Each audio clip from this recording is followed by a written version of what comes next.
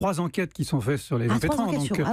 Donc on ne rentre pas comme ça aussi facilement. Quand on veut rentrer dans un syndicat ou un parti, il suffit de signer un bulletin d'adhésion. Oui. En franc-maçonnerie, c'est pas si simple que ça et ça prend un certain temps. On enquête sur vos motivations parce qu'il y a forcément des brebis galeuses dans cette histoire ou des gens qui ne viennent pas pour les bonnes raisons.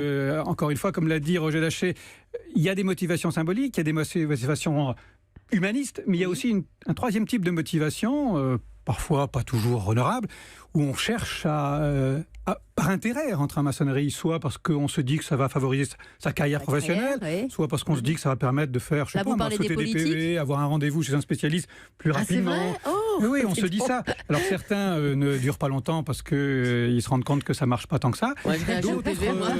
D'autres finalement, c'est une infime minorité, mais celle-là souvent peut faire beaucoup d'écho médiatique. C'est ceux qui, via des fraternelles, les fraternelles sont des regroupements de francs-maçons par métier ou par secteur économique. Oui. Il y en a dans la police, dans l'armée, il y a des fraternelles judiciaires, il y a des fraternelles du BTP. On peut se demander d'ailleurs ce qu'ils font ensemble, à part éventuellement se favoriser certains marchés. Et ces ententes fraternelles, parfois, vont jusqu'au délit, aux ententes délictuelles.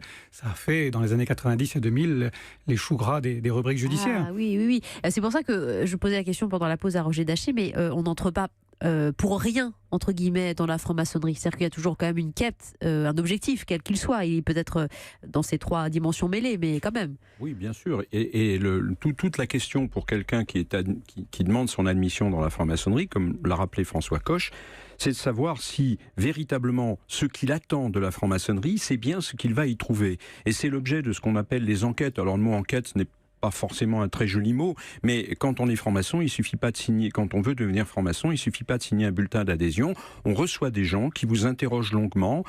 Ces entretiens font l'objet d'un rapport d'entretien qui est discuté par la loge qui souhaite éventuellement vous recevoir. Un vote intervient et vous pouvez être accepté, refusé, ajourné. On peut vous demander des précisions. Oui. Mais l'objet de ces enquêtes, c'est simplement de s'assurer que pour vous, la franc-maçonnerie est ce qu'il vous faut. La franc-maçonnerie n'a pas pour fonction de recruter tout le monde. Il suffit pas. Sinon, on ne ferait pas d'enquête. On vous dirait, signez là, faites un chèque et vous êtes membre. Ce n'est pas du tout comme ça que ça se pose. Eh bien, Valérie.